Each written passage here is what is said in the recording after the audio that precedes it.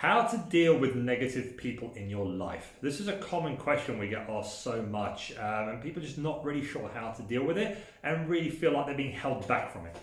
Yeah, guys, listen, you know by now that we help people reset their lives in many different areas, and one of the things that comes up, regardless of what area it is that somebody wants to work on, is that there's a negative environment that needs to be addressed, whether that's internally or externally. So in today's episode, we're going to share with you what doesn't work, what does work, and our personal experiences of this as well. Definitely. So ask yourself, do you feel trapped in a negative environment or by negative people? Also ask yourself, do you feel anxious about spending time with family? Again, are you in a work environment that's negative, which is preventing you from really thriving? Do you have any friends that really trigger you in your social circle? Maybe that they're quite negative and you just don't know what to do with them anymore? Or do you have just anybody in your world basically that triggers any kind of anger or stress or any other kind of emotion for you? Yeah, I definitely have someone like that in my life, who's actually a family member, who I really, really love. In case they're watching this, I do, but they're just they're such a negative person, and I grew up with this negativity for many, many years. And they would literally be negative and complain about everything from the weather, from the government, from drivers on the road to people in general, and anything that would happen, there would always be a problem, never a solution. And this kind of got ingrained into me as I was growing up. And when I hit my kind of adulthood and I got into work, I started to embody these traits, and I started to act the same way. And I started to become negative. I was the negative person. And what we're going to obviously share with you soon is how I overcame that and kind of flipped the switch on it to stop playing that game anymore. Yeah, exactly. For me, guys, it was more in that work environment, and I know some of you can relate to this for sure. I felt like I was surrounded by lots of toxic colleagues, and we're going to touch on this a bit more shortly anyways, that we need to check with ourselves first to make sure we're not that toxic person. But in my scenario, I was triggered. I then went inward. I did the things that I needed to do within me, but yet, even after all of that, I still felt this level of negativity, to the point if there were certain ideas that were had, they would get stopped, right? And things would get suppressed, and I wouldn't be able to express my full ideas because there's so much red tape or negativity over it that it just squashed any passion that was there. Or just general negative vibes in and around the company, and things like that just didn't align with who I was, and that was a very, very uncomfortable place to be. So we had to find our own solution for those things, and we're going to share them with you. Yeah, and we found our solution by working on ourselves first. Yep. And this is such an important part. Before you do anything, work on yourself. Yep. And then choose how much time aligns with these people, if any at all. Yep. Which is kind of what I did with the family member of mine I was speaking about, is decided to spend less time with this person.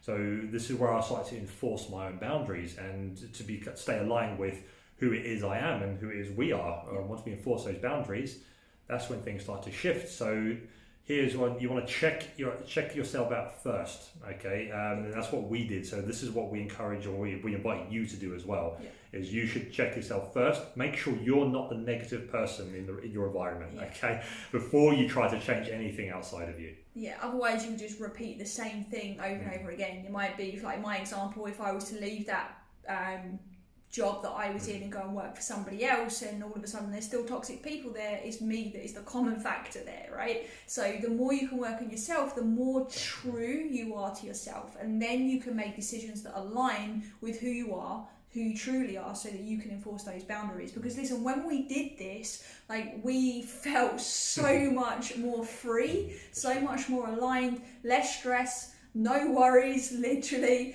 just more peace, more joy, and be able to actually live as a true expression to who we are without being kind of squashed by anybody else. And that doesn't mean it's anybody else's fault or anything like that. If anything, those were just lessons. Those people were just lessons for us to make different decisions, right? So I'm very, very grateful for all of those toxic people that I was surrounded by. I truly am, because it's taught me a lot about myself, and it's a very powerful thing when you can take those lessons.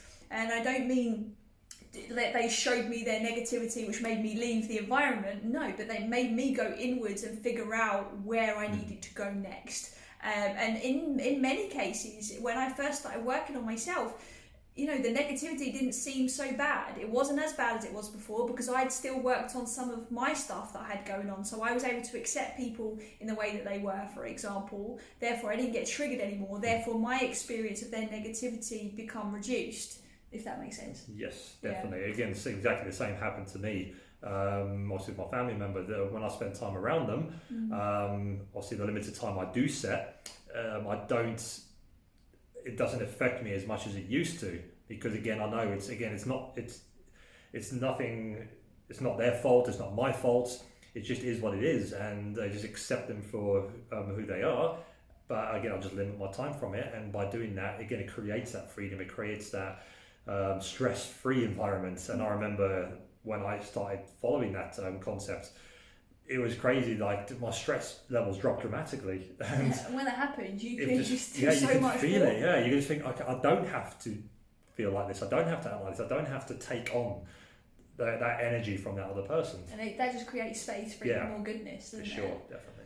I had a client recently, and to be honest, this is common with clients that I work with, is when they start to work on themselves, their tolerance level actually sometimes goes down a bit because they've raised their standards, which means that actually they're not going to tolerate the negativity or the dysfunction that maybe they are experiencing. So therefore they raise their game, and now they need to respond to that in a resourceful way. So one of the clients I worked with recently literally went through that. She'd done such good work with herself, which was amazing, but she still felt that she wasn't being able to express herself as in the way that she wanted to because of her environment. And that was because she comes from a very traditional culture, and there are certain beliefs that are ingrained in the social circles and family circles that she was in, and that's fine. Like, she completely respects that, as obviously we do as coaches, but there was still something that wasn't her living her truth, allowing her to be completely authentic. So one of the things she realised in some time of us working together was that she didn't want to be living where she was anymore. She was in her 30s, and it was time for her to leave the household she was in, which was living with her sister, because her sister was extremely negative, right? For every good idea and good thing that my client wanted to do, her sister had 100 reasons for her not to do it. And that puts a big dynamic and a big conflict into play. So what she ended up doing is she ended up making that decision, enforcing her boundaries, a bit like what we've already mentioned, and she decided it was time for her to move out. And actually what's happened is, since she moved out, she has a far healthier relationship with her sister. So when they were living together, that conflict got to the point where they were still bickering and arguing together and pushing each other's buttons, which created then emotion that didn't need to be there, right? But when she's moved out, now they get on like a house on fire, right? They literally, it's such a random phrase, isn't it? That? Anyways, like this, and it just took that space so that now they can see each other as they really are. They're not living in each other's pockets. They're no longer walking on eggshells with each other, thinking they're going to set one off. Their relationship's improved drastically, and they both even expressed how much better they feel just from one of that small change, right? Or big change for them. Definitely. And what we want to share with you guys now is kind of the old school way of thinking. So we want to share with you 5 things that don't work. And we know they don't work. From experience, but also from experience of loads of other people who tried them as well. Exactly. And number 1 is to tell them to stop being negative, okay? Worst you can do is tell someone who is being negative to stop being negative. That just fuels the negative cycle, right? Yeah, it just gives them something else to be negative about. Exactly. Alright, another thing that does not work is asking them if they are okay. Alright, this is classic John. Oh yes, when I was that negative person, and when people used to ask me, are you okay? My god, that used to make me angry. I was genuinely concerned. We weren't together as a couple at that time, but I was genuinely concerned for him. I'm like, dude, like, this guy is suffering, like, there's something wrong. And I'm like, are you okay? Is there anything I can do? What's upset you? Have I upset you? Is it something around you? Can we do something about it? It used to drive me nuts. Just like, it was putting salt in a wound, wasn't it? Like poking the bear type thing. Yeah, it doesn't work. No, definitely. And number 3 is arguing with that person. Okay, again, you're stooping down to their level. Yep. And again, it goes back to, it's just a vicious cycle. Nothing is getting done. You're not actually improving anything. There's no solution there. Yep. So arguing with someone who's negative is just completely pointless. Waste of time. It's a waste of time. Big time. Yeah. Something else here, and this is so common, is expecting the other person, the negative person, to know how you feel without telling them. So often we'll just get like a message on social media or something is, I'm experiencing this, this negative person, and like they're complaining about it. I'm like, okay, cool. Did you tell them? They're like, no. So, okay. How are they ever going to change? How are they ever going to improve themselves if you don't communicate with them? Definitely. And it's not just like little messages like that. We all have done this at some point. We expect other people to change without expressing ourselves and what we actually think and feel about the situation. And again, that just doesn't really get you anywhere because we're not mind readers. Nobody is. Definitely not, guys. And the last thing that does not work is trying to ignore people you can't ignore. And this is something I tried many times in my career, in my work life, working different areas, different gyms, is dealing with negative people and just ignoring them. Okay, especially when you're in a managerial position, it doesn't work. Okay, it can create more tension, more disconnection, and it creates more problems. Yeah. So ignoring someone, especially if you can't ignore them, and someone you see every day or every week, just not going to happen. It doesn't work. You're just going to drive yourself nuts. Yeah, if anything, you're just repressing, yes. and that again just explodes in all the wrong ways. Exactly. So that's what doesn't work. So what does work? All right, let's kind of run through kind of our top things that definitely do work that you can take away from listening to this episode and implement straight away. So first things first is check yourself. We've already said this, right? So go and check with yourself. Is it you that is the one being negative? Are you adding more negativity into an environment that doesn't need to be there? If so, get to the root cause of your own issues. Start to think about how you're showing up and take responsibility for it. And only then do you continue with the things that we're about to suggest. Exactly. So once you've done that step and you still haven't found the solution, there's still no issue hasn't been resolved, is the next step is to tell them. And what I mean by tell them is sit down with them and have a polite conversation with them and just express to them of kind of their actions and their negative talking is how the impact it's having on you. Okay, and do it from a place of love and compassion. Not from a place of blame and like you're arguing. making me feel this way. It's like, no. This is like this. This is what you're doing, and this is how it's impacting me. I just want you to be aware of it. So you're not blaming them, you're not arguing with them. You're just informing them of what's happening. You can even share the responsibility. Say, how can we do better so that this doesn't continue? Right, and you end up being part of the team. You end up being part of their journey and overcoming this negativity as well. Lovely. All right, so next one is if after you've told them and there is no change, remove them from your life. All right, you've probably heard this advice before elsewhere, and I do agree with it big time to a point. There are some people that just don't belong in your world. And that's a decision you have to make, and it might not be an easy one to make, and you might not even be aware of who needs to go from your life right now, and that's okay, but it takes that deeper reflection to start understanding it. Okay, so if you can remove them for your life, then do. If you can't, yes, then the next step is to spend less time with them. Yeah. Okay, is what was kind of the solution I got to with the family member I was telling you about.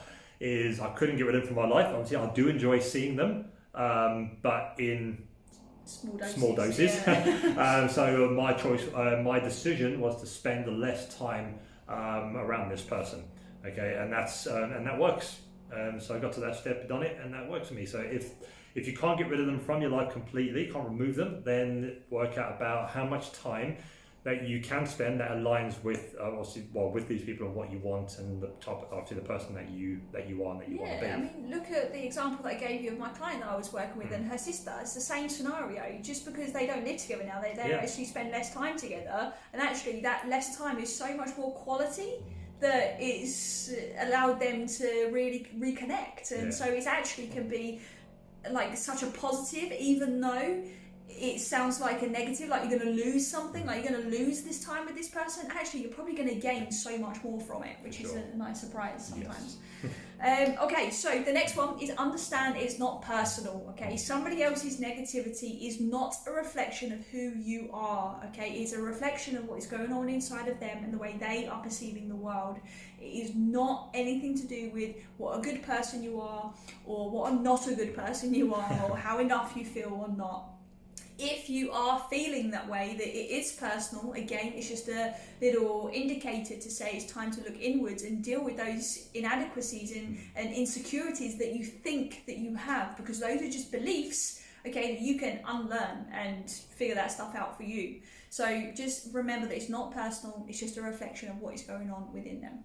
Definitely. And the next step here is to hold space with compassion.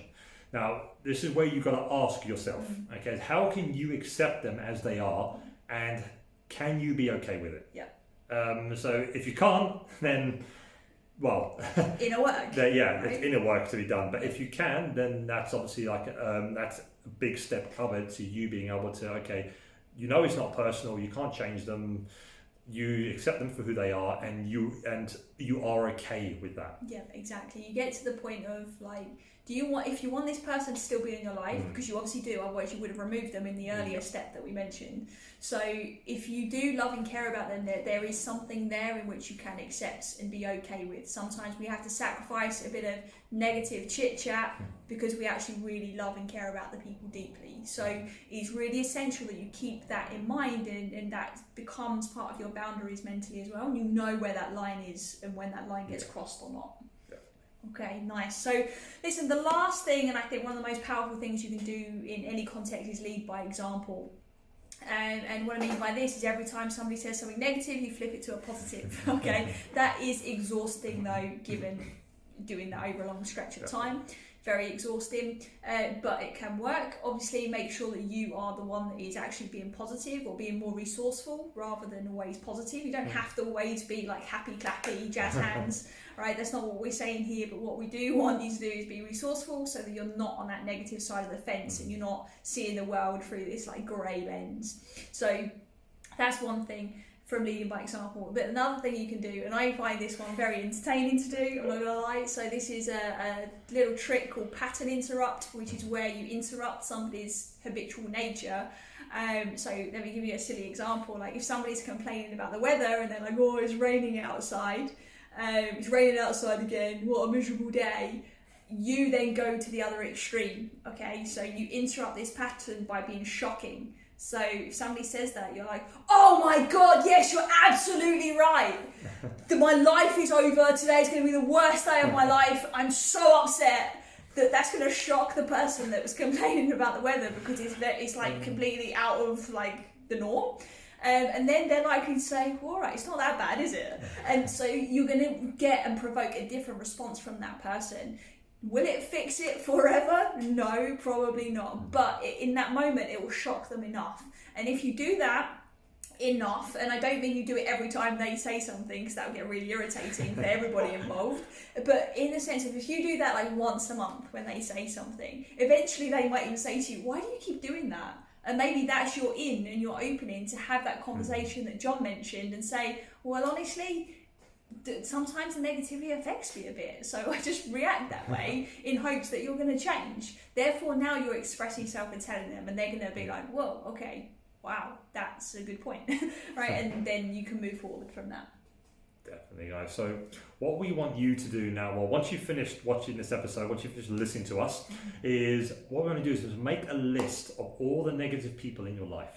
Okay, so once you've got your list, real fun task. Real fun task. So think about all the negative people, and then from the solutions we've provided, those 7 solutions there, is choose your solution for that person. Yep. Okay, and then the next step is act on that solution. You have to act. You have to act. Okay, if you don't act and you're still complaining, you've only got yourself to blame. Okay, you become part of the negative cycle. You become part of the problem and not the solution. Yeah, absolutely. So guys, if you try all of these things but you're still struggling to cope with your environment or with whatever environment is going on internally as well, please reach out and have a conversation with us, because there's a strong chance there's something deeper that needs to be explored there, and you probably need a little bit more support with. But please try those things first. Nice. So that is it from us today. We hope you enjoyed, and we are obviously grateful for everyone who's listening. And well, we just look forward to seeing you on the next one. Really? See you soon. Bye.